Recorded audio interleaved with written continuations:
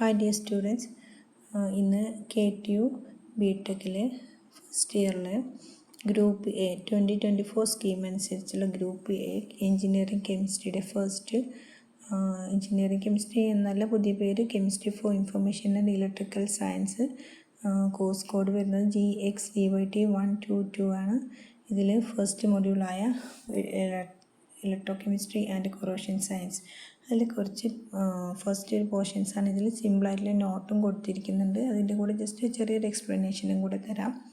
ഇതിൽ first electro chemistry എന്താണ് ആ ഒരു ഡെഫിനിഷൻ. ഇലക്ട്രോ കെമിസ്ട്രിയുടെ ഡെഫിനിഷനാണ് is the study of interchange of chemical and electrical energies. It deals with the chemical reactions produced by passing electric current through an electrolyte or the production of electric current through electrical reactions. അതായത് chemical എനർജിയുടെയും electrical എനർജിയുടെയും ഒരു interchange, ആ ഒരു ഇൻ്റർചേഞ്ചിനെ പറ്റി പഠിക്കുന്ന ഒരു ബ്രാഞ്ചാണ് എന്ത് electro chemistry എന്ന് പറയുന്നത്. നമുക്കറിയാം ഒരു കെമിക്കൽ റിയാക്ഷൻ നടക്കുന്ന സമയത്ത് അവിടെ കെമിക്കൽ എനർജി പ്രൊഡ്യൂസ് ചെയ്യും, അതേപോലെ ഇലക്ട്രിക്കൽ എനർജിയും പ്രൊഡ്യൂസ് ചെയ്യും.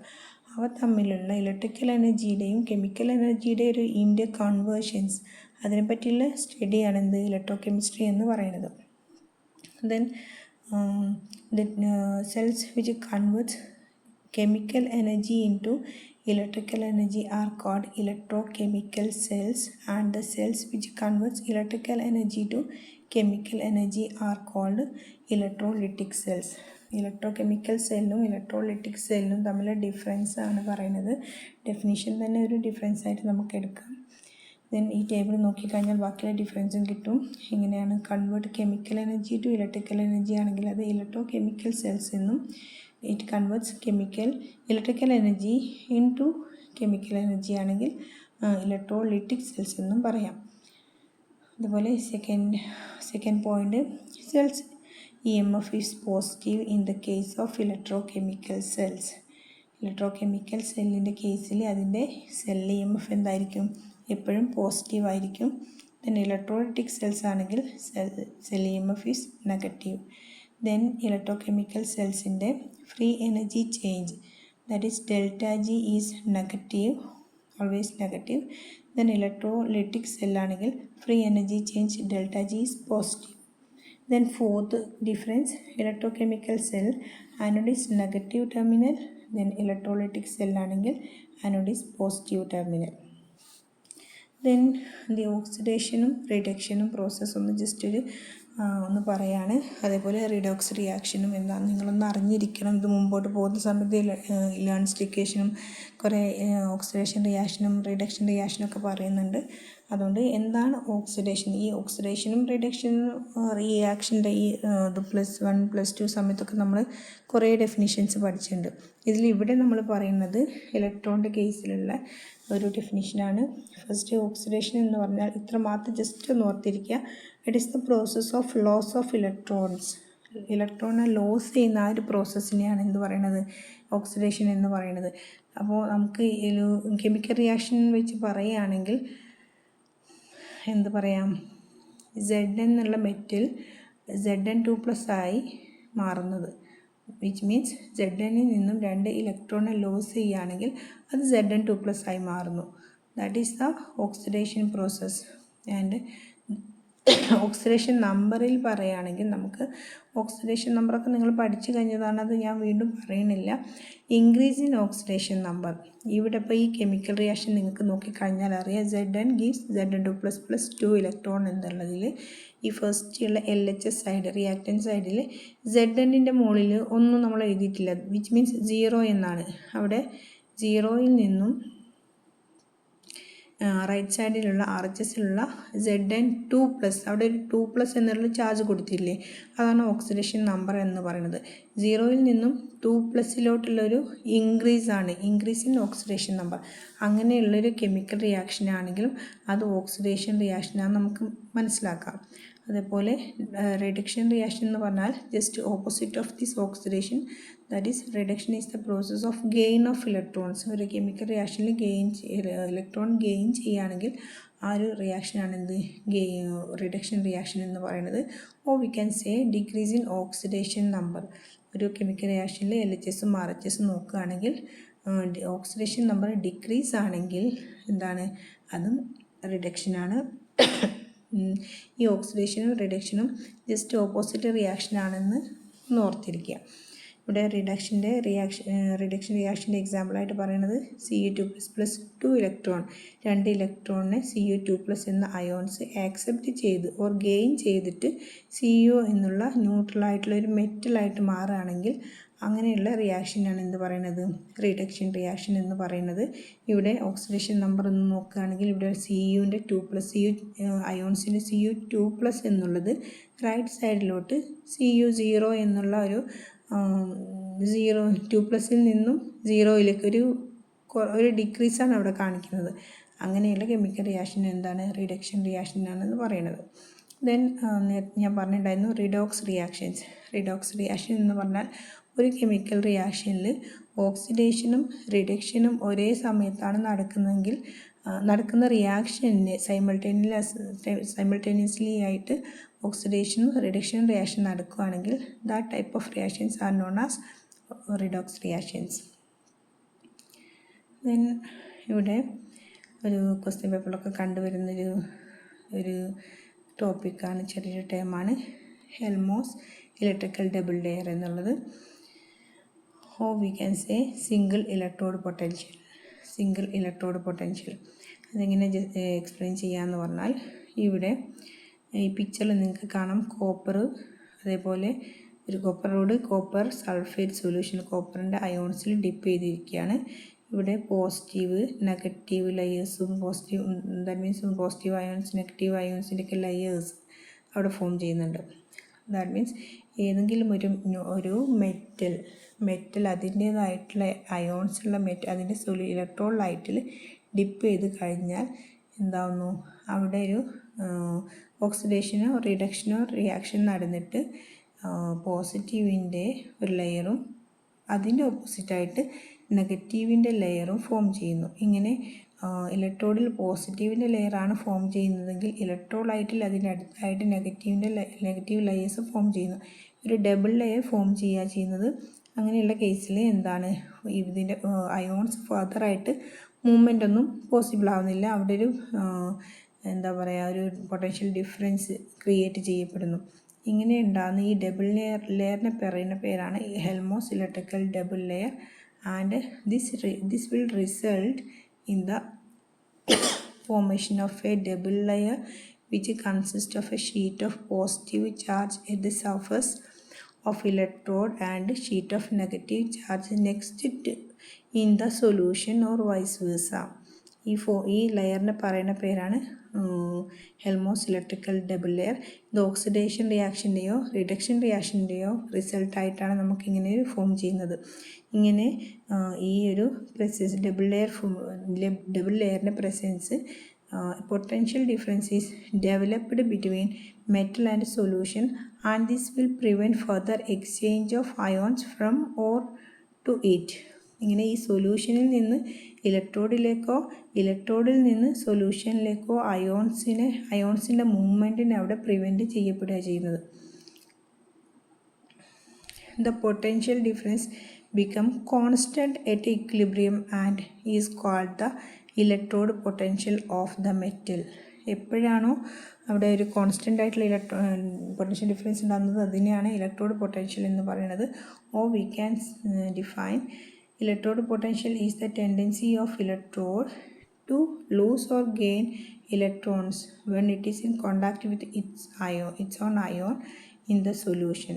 അതാണ് ഇലക്ട്രോഡ് പൊട്ടൻഷ്യൽ എന്ന് പറഞ്ഞ ഒരു ഡെഫിനിഷൻ നമുക്ക് കൊടുക്കാൻ കഴിയുന്നത്. The tendency of electron to lose electron is called oxidation potential and the tendency of electron to gain electrons is called reduction potential. ഇതാണ് ഓക്സിഡേഷൻ പൊട്ടൻഷ്യലും റിഡക്ഷൻ പൊട്ടൻഷ്യലിൻ്റെയും ഡെഫിനിഷൻസ്.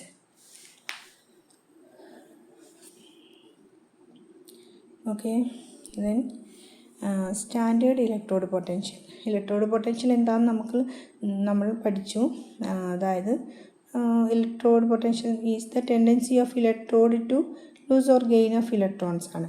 അപ്പോൾ സ്റ്റാൻഡേർഡ് ഇലക്ട്രോഡ് പൊട്ടൻഷ്യൽ എന്ന് പറഞ്ഞാൽ it is the electrode potential of an electrode maintained under standard condition, that is 1 molar concentration, 298 or 25 degrees Celsius temperature and at 1 atmospheric pressure.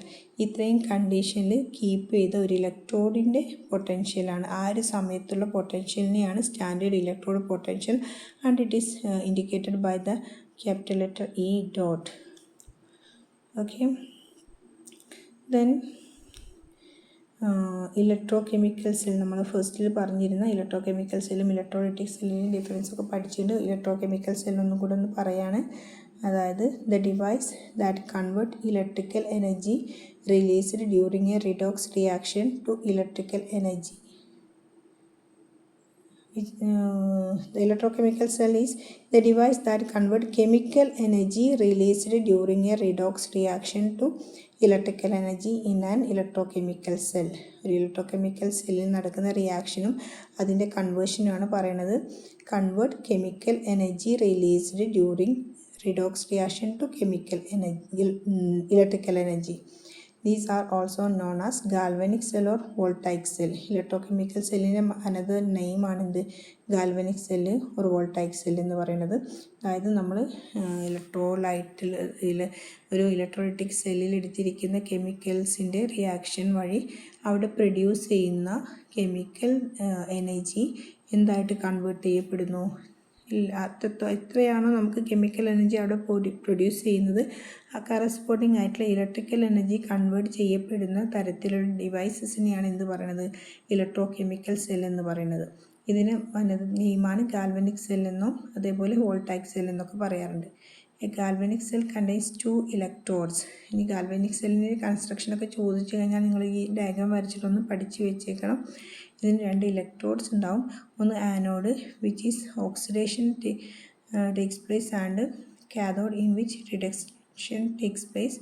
The most common example for galvanic cell is Daniel cell. നമുക്കറിയാവുന്ന ഈ Daniel സെല്ലാണ് galvanic സെല്ലിൻ്റെ important ആയിട്ടുള്ള ഒരു example.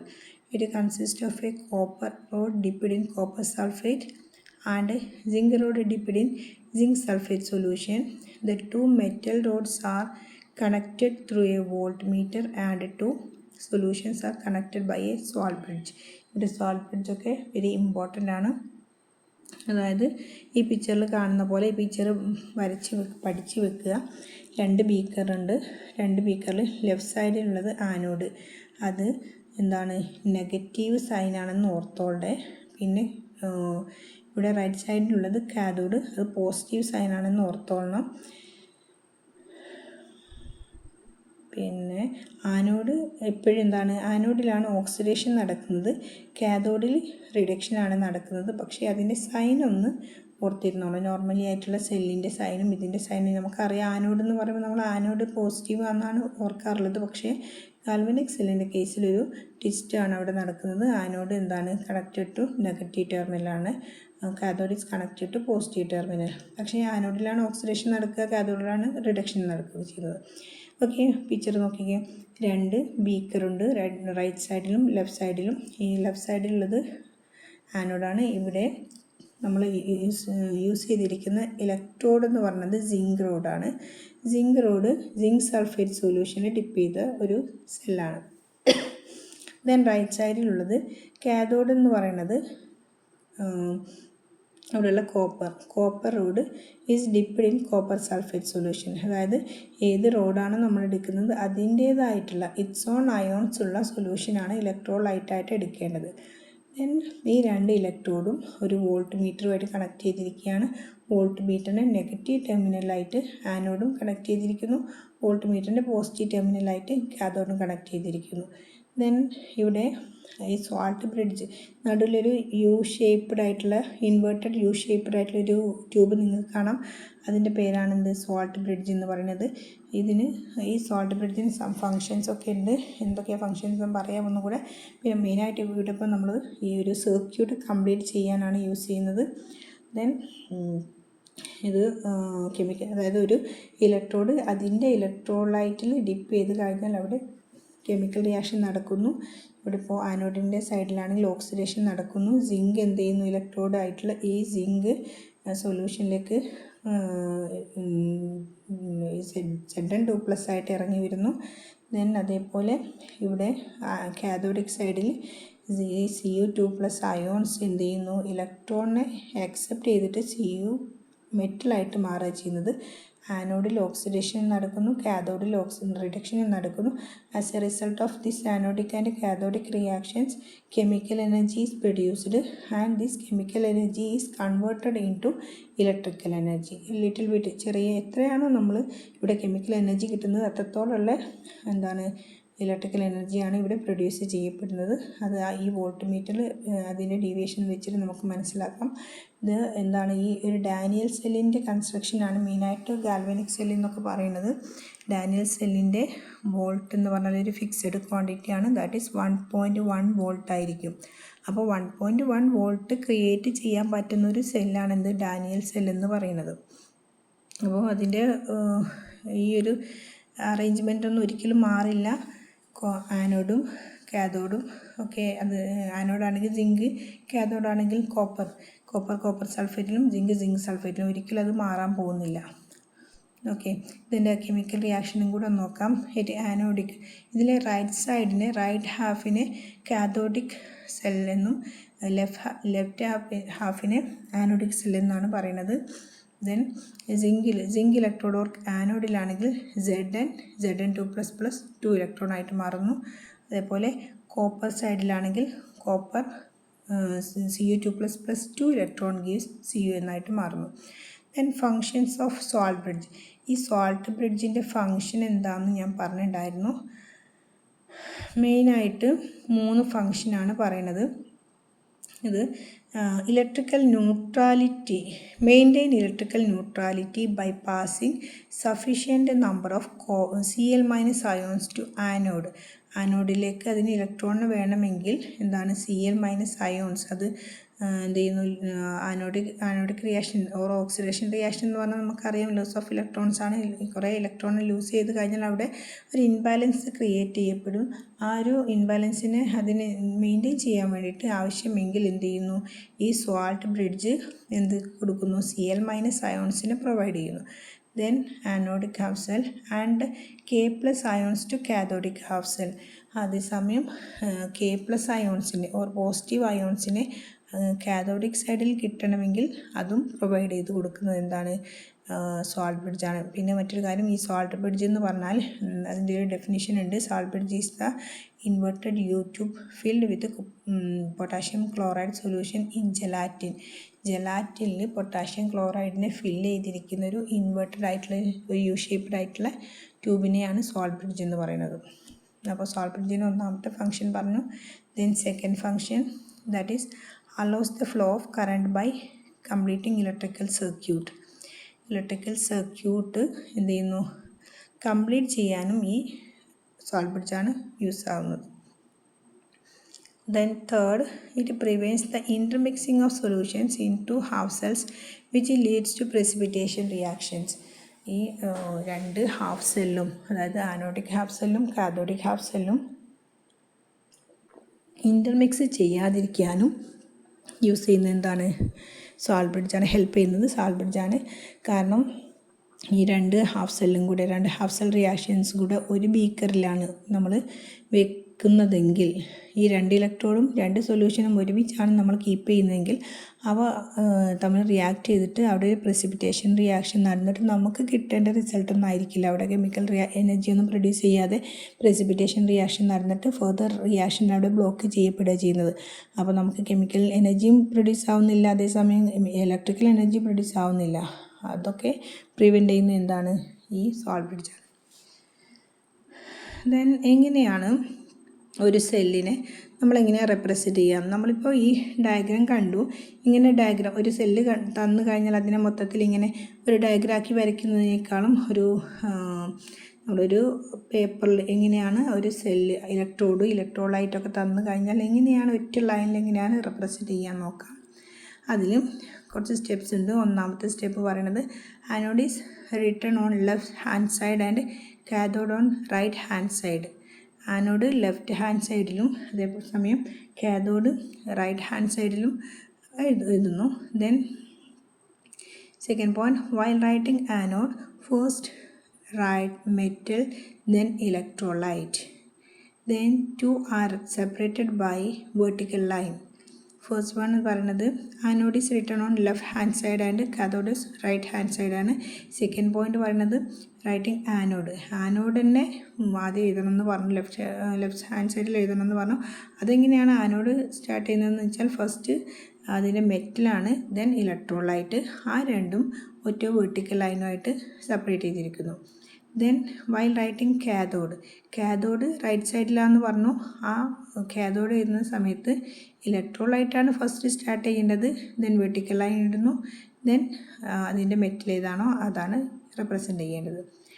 ഈ ആനോഡും കാഥോഡും separated by double vertical lines, that is the salt bridge. ഈ രണ്ട് ഹാഫ് സെല്ലിനെയും സെപ്പറേറ്റ് ചെയ്തുകൊണ്ട് സോൾട്ട് ബ്രിഡ്ജ് ഉണ്ടെന്ന് പറഞ്ഞു. ആ സോൾട്ട് ബ്രിഡ്ജിനെ നമ്മൾ രണ്ട് വെർട്ടിക്കൽ ലൈൻ കൊണ്ടാണ് റെപ്രസെൻ്റ് ചെയ്തിരിക്കുന്നത്. ഇവിടെ കൊടുത്തിരിക്കുന്നത് ഒരു എക്സാമ്പിൾ, ഇപ്പോൾ ഒരു അന്നസെൻറ്റിൻ്റെ കേസിൽ തന്നെയുള്ള എക്സാമ്പിളാണ് കൊടുത്തിരിക്കുന്നത്. That means ZN bar ZN2 plus അതിൻ്റെ കോൺസെൻട്രേഷനൊക്കെ നമുക്ക് മെൻഷൻ ചെയ്യാം.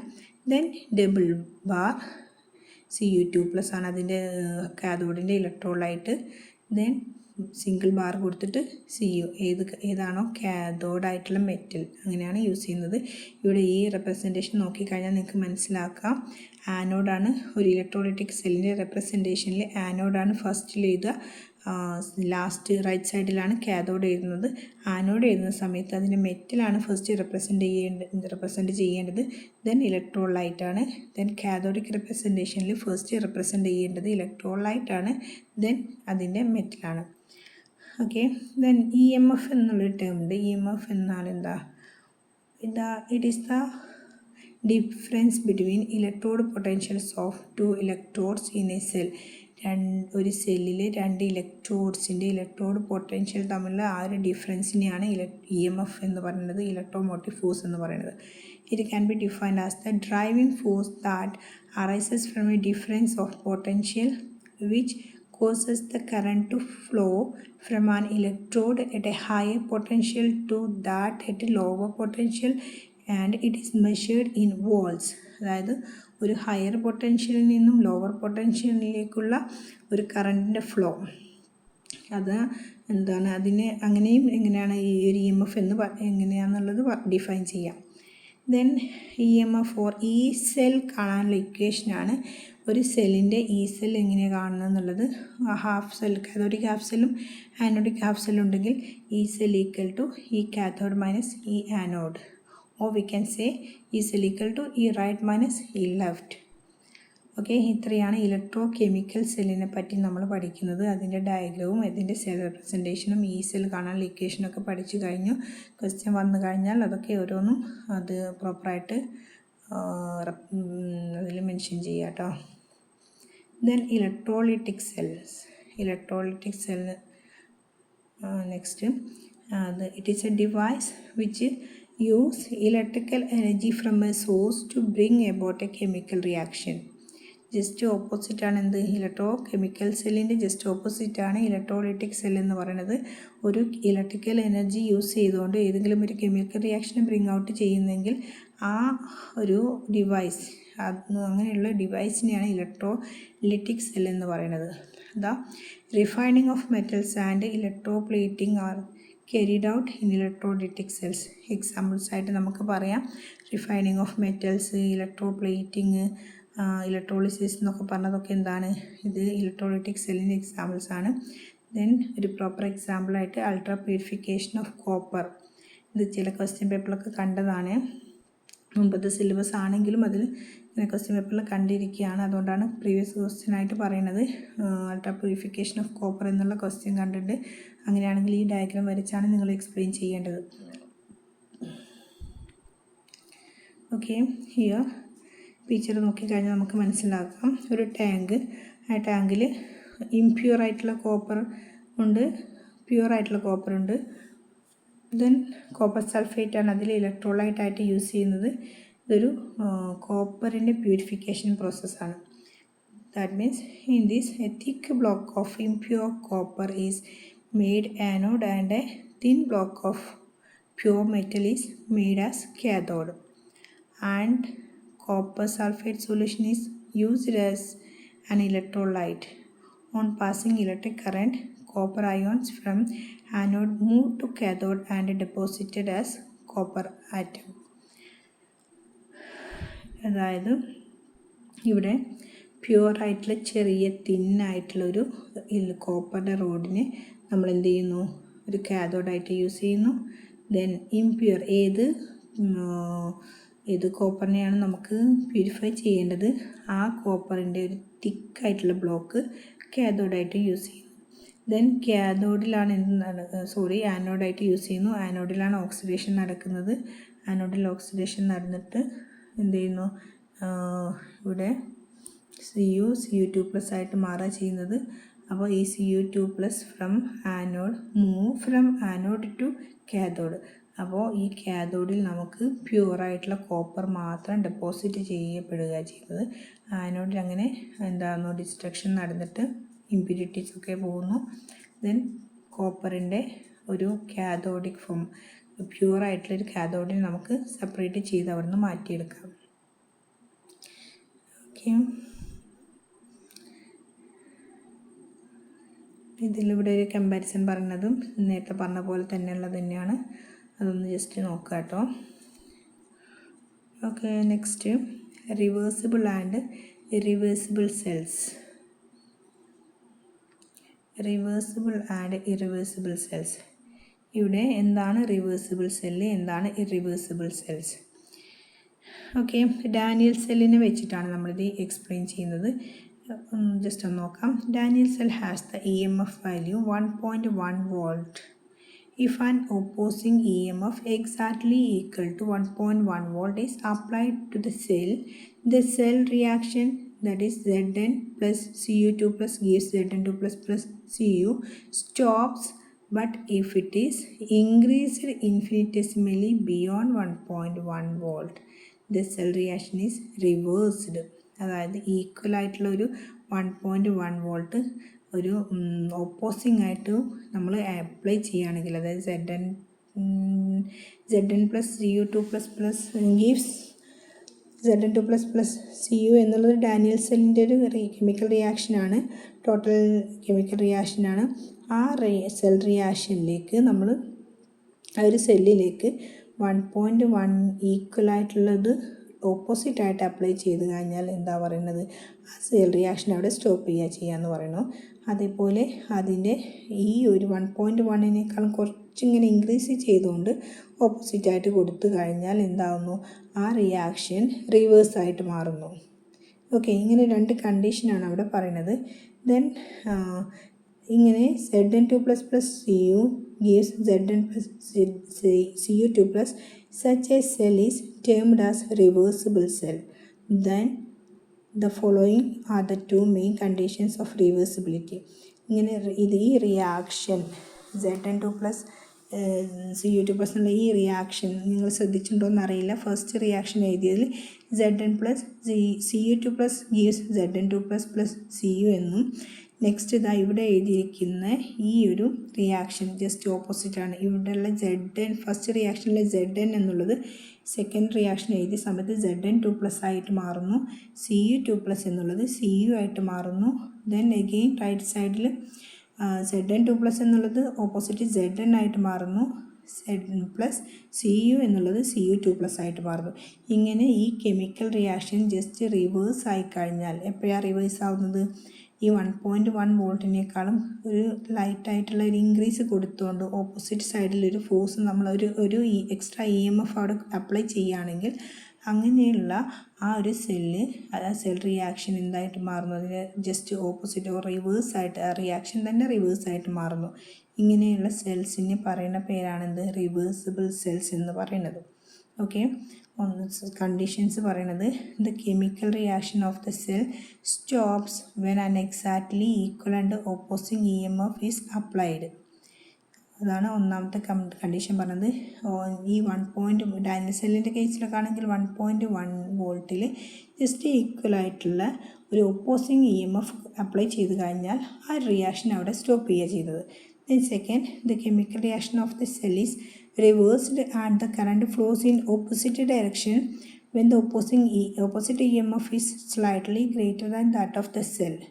ഈ കൊടുത്തിരിക്കുന്ന സെല്ല്, നമ്മൾ കൊടുക്കുന്ന സെല്ലിൻ്റെ ആ ഒരു EMF എന്ന് പറഞ്ഞത് അതിൻ്റെ ഓൾറെഡിയുള്ള സെല്ലിൻ്റെ 1.1 എന്ന വോൾട്ടിനേക്കാളും ഇൻക്രീസിങ് ആണെങ്കിൽ ആ സെൽ റിയാക്ഷൻ അവിടെ റിവേഴ്സായി മാറുന്നു. ഇങ്ങനെയുള്ള സെൽസിനെ പറയുന്ന പേരാണ് റിവേഴ്സിബിൾ സെൽസ് എന്ന് പറയുന്നത്. ഇനി other cells which does not obey the above two conditions is termed as irreversible cells.